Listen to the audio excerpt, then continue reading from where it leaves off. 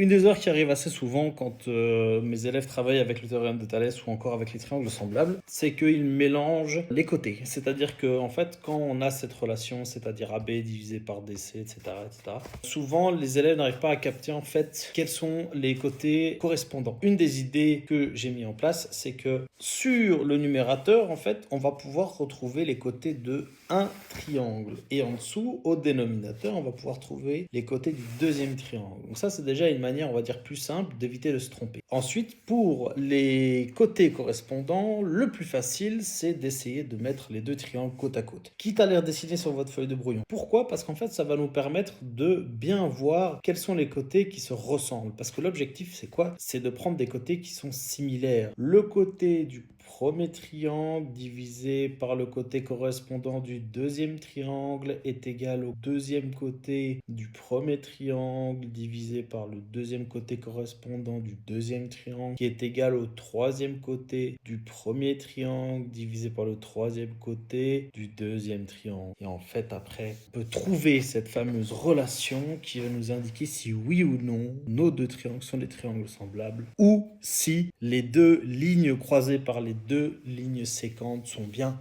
parallèles. Voilà, j'espère que ça vous a aidé. Moi, en tout cas, je trouve ça extraordinaire. Puis vous connaissez la routine. Question avec un s.eduschool@gmail.com si vous en avez d'autres des questions.